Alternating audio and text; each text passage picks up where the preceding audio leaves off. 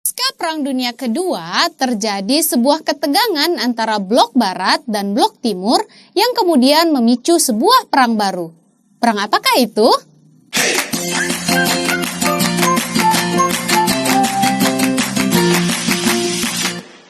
Halo teman-teman, berjumpa lagi dengan Kak Indah. Video kali ini kita akan membahas tentang Perang Dingin. Perang Dingin itu apa sih teman-teman? Bukan perang yang menggunakan es ya, atau perangnya di kutub. Salah, tapi Perang Dingin itu adalah proses yang menggambarkan antara konflik atau ketegangan yang pernah terjadi pasca Perang Dunia Kedua. Oke deh. Kak Indah mau jelasin konsepnya dulu ya, atau pengertian Perang Dingin, supaya kalian gak bingung, karena di dunia itu sering terjadi perang ya. Ada Perang Dunia 1, ada Perang Dunia 2, ada Perang Dingin, ada perang-perang di antar negara. Nah, kali ini kita bahas yang Perang Dinginnya. Oke, Perang Dingin itu adalah istilah. Jadi istilah yang menggambarkan konflik atau ketegangan yang terjadi antara blok barat sama blok timur. Oke, jadi terjadi konflik antara blok barat sama blok timur. Oke, nah berarti yang perang udah tahu ya, ada dua blok barat sama blok timur. Blok barat itu siapa sih? Blok barat itu pemimpinnya adalah Amerika Serikat. Oke, Amerika Serikat. Nah, terus kalau blok timur siapa pemimpinnya? Kalau blok timur pemimpinnya adalah Uni Soviet. Oke. Nah, jadi kita udah tahu ya, mereka perangnya antara blok barat sama blok timur, antara Amerika sama Uni Soviet. Gimana sih dua negara yang dulu bersekutu, yang dulu menjadi satu geng, satu kelompok ya, satu kelompok dalam Perang Dunia Kedua, tapi pada akhirnya mereka kemudian menjadi berantem. Ternyata teman-teman, sebab perangnya itu adalah karena mereka berdua antara blok barat sama blok timur itu saling berebut untuk menjadi sebuah negara yang terkuat di dunia. Pengen jadi negara adik kuasa. Namanya adik kuasa kan gak boleh dua ya, harusnya satu. Maka itu yang kemudian menimbulkan terjadinya Perang Dingin. Oke, kalau di sini Kak Indah tulis tuh sebabnya karena pasca Perang Dunia Kedua, setelah Perang Dunia Kedua, Amerika Serikat dan Uni Soviet yang tadinya jadi satu blok, di blok sekutu, mereka kemudian memiliki keinginan untuk menjadi negara terkuat. Nah, karena ada dua orang yang punya keinginan yang sama, maka kemudian menimbulkan persaingan. Persaingan antar kedua negara tersebutlah yang disebut dengan Perang Dingin. Nah, terus perangnya apa Kak? Gimana sih pada saat itu terjadi perangnya? Yang pertama, mereka saling bersaing untuk menanamkan pengaruhnya di dunia. Jadi rebutan untuk menanamkan ideologinya yang ada di dunia. Ideologi mereka apa Kak? Ideologi mereka berbeda. Kalau Amerika Serikat ideologinya adalah liberalisme kapitalisme. Kalau Uni Soviet, ideologinya adalah sosialis komunis atau sosialisme komunisme. Dua ideologi yang sebenarnya saling bertolak belakang, teman-teman. Akhirnya menimbulkan persaingan. Amerika harus menanamin pengaruhnya ke negara yang menurut dia pro. Terus Uni Soviet juga sama, menanamkan pengaruhnya ke beberapa negara yang mau mendukungnya. Jadi terjadilah persaingan tersebut yang disebut dengan Perang Dingin. Oke. Terus kronologi perangnya gimana Kak? Apakah mereka melakukan pertempuran di sebuah medan seperti front Eropa atau front Asia yang terjadi pada Perang Dunia Kedua?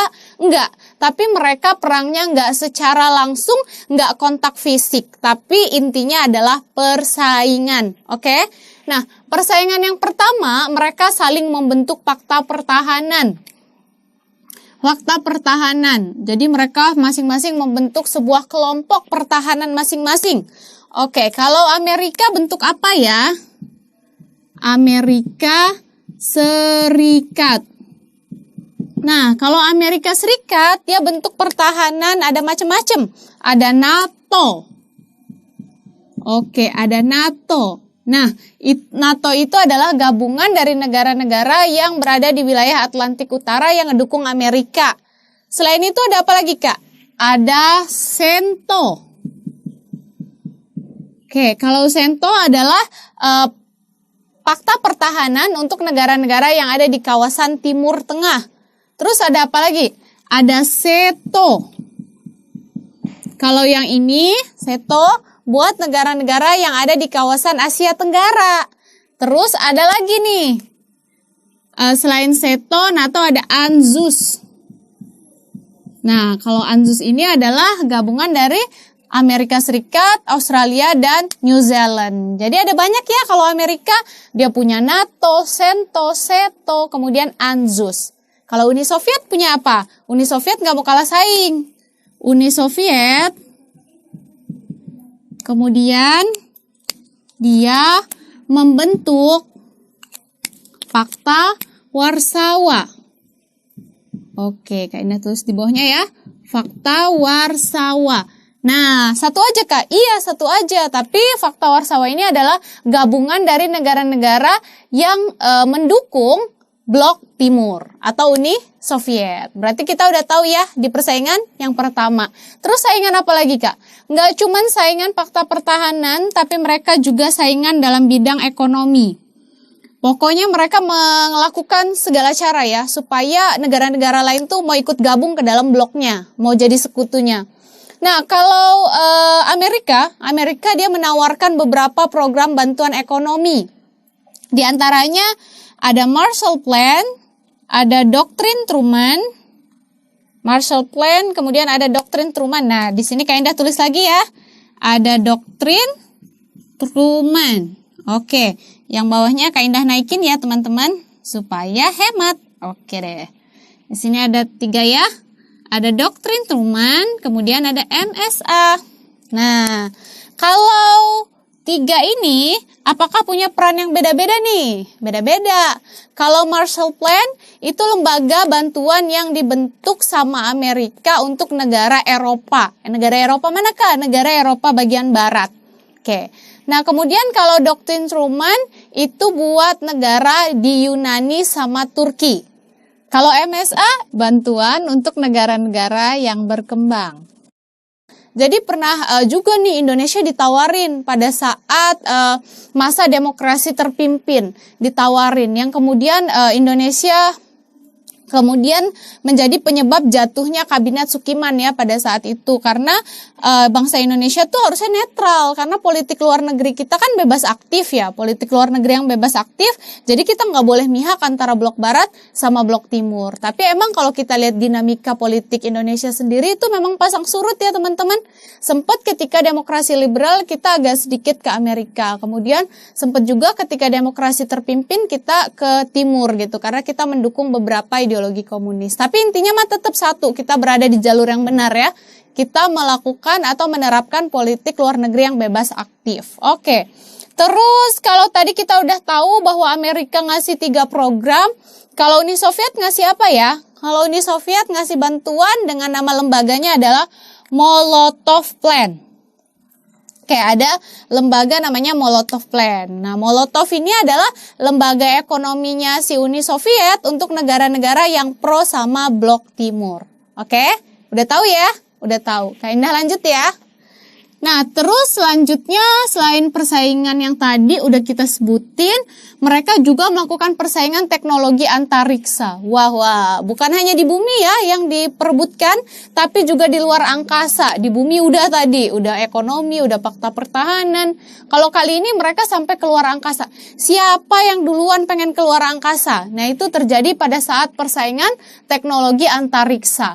Nah, jadi yang mereka lakukan adalah mereka cepet-cepetan untuk mengirimkan perangkat militer ke luar angkasa, kemudian perangkat-perangkat buat spionase. Spionase apaan sih Kak?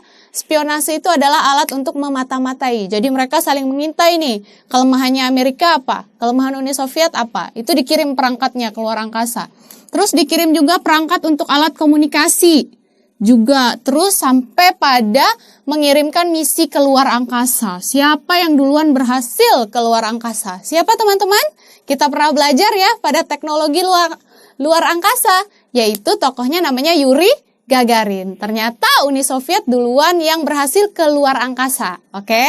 Nah, terus persaingannya nggak berhenti sampai di antariksa aja. Ada juga persaingan militer. Persaingan militer, apa yang mereka lakukan? Yang mereka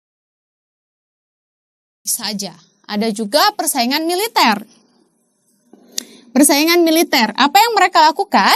Yang mereka lakukan adalah saling menjaga pertahanannya dengan masing-masing memiliki senjata. Masing-masing memiliki senjata, yaitu baik berupa senjata nuklir maupun juga senjata rudal balistik. Nah, nuklir sebenarnya nggak boleh ya teman-teman, karena bahaya nih kalau nuklir ini disebut sebagai senjata pemusnah massal, lebih dahsyat daripada bom atom yang pernah meledak di kota Nagasaki sama Hiroshima. Wah, bahaya banget deh, ini jangan sampai ada ya, tapi nyatanya ada. Amerika punya, kemudian Uni Soviet juga punya. Nah, selain itu juga pada saat Perang Dingin itu terjadi intervensi politik. Intervensi politik. Jadi si Amerika Serikat sama Uni Soviet itu kan sama-sama pengen nanamin pengaruh atau ideologinya. Kemudian sampai akhirnya berdampak juga kepada politik dari negara lain nih. Jadi mereka intervensi, ikut campur dalam urusan politik dalam negeri di beberapa negara. Contohnya apa Kak? Contohnya waktu itu mereka ikut campur dalam masalah si negara Jerman. Sampai akhirnya si Jerman terbagi menjadi dua. Ada Jerman Timur, ada Jerman Barat. Jerman Barat dikuasai Amerika, Inggris, Prancis. Kemudian kalau Jerman Timur dikuasai sama Uni Soviet. Dipecah jadi dua. Nah, diintervensi ya. Kemudian apalagi Kak? Ada lagi konflik Tiongkok. Nah, di negara Tiongkok juga diikut campurin gitu, diikut campurin. Jadi antara hingga akhirnya kemudian menimbulkan konflik antara Partai Komunis sama Partai Nasionalis. Konflik ya. Terus ada lagi Perang Korea. Nah, buat kalian tuh yang suka boyband ya, itu pasti negara Korea. Negara Korea adalah negara yang juga menjadi terkena dampak pada saat Perang Dingin. Negara Korea itu pecahnya pada saat Perang Dingin, teman-teman, antara Korea Selatan sama Korea Utara. Nah, mereka punya ideologi yang beda. Kalau yang Selatan liberal, dia cenderung ikut dengan Amerika Serikat pada saat Perang Dingin. Kemudian yang Utara itu cenderung komunis karena dia lebih berkiblat pada Uni Soviet. Jadi mereka pecah. Cuma bedanya kalau Jerman mereka nyatu lagi karena memang keinginan untuk berpisahnya bukan dari negaranya, tapi dari orang lain yang mengintervensi di dalamnya. Tapi kalau Korea pada akhirnya kedua wilayah ini ingin menentukan ideologinya masing-masing, bertahan dengan ideologi yang mereka anggap paling baik untuk negara mereka. Oke? Terus ada lagi Perang Vietnam.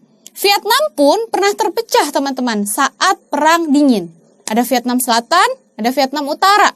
Kalau Selatan liberal, cenderung Amerika. Kemudian kalau Vietnam Selatan, Vietnam Utara itu cenderung komunis. Nah, juga ada terjadi peristiwa krisis misil Kuba. Sama, ini juga ideologi.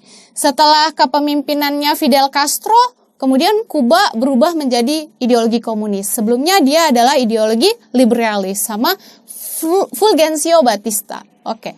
Jadi ternyata konflik ini atau persaingan pada saat Perang Dingin juga menyebabkan intervensi politik di beberapa negara. Selain itu teman-teman, mereka juga melakukan misi saling memata-matai atau spionase dengan membentuk organisasi rahasia. Jadi kalau si Amerika membentuk CIA, kalau si Uni Soviet membentuk KGB. Masing-masing saling mengintai nih, apa nih kelemahannya Amerika, terus si Uni Soviet juga mengintai Amerika. Terus Amerika juga pengen cari tahu apa nih kelemahan dari Uni Soviet supaya mudah untuk dikalahkan. Oke? Nah, jadi kalian sudah tahu ya tentang Perang Dingin. Jadi penyebabnya Perang Dingin itu adalah persaingan antara Blok Barat sama Blok Timur. Blok Barat itu adalah Amerika Serikat, Blok Timur itu adalah Uni Soviet. Yang timbul karena keinginan untuk menjadi negara yang paling terkuat di dunia. Lalu bagaimana ya perang akhir dari Perang Dingin ini? Kita pelajari di video berikutnya ya. Sampai jumpa.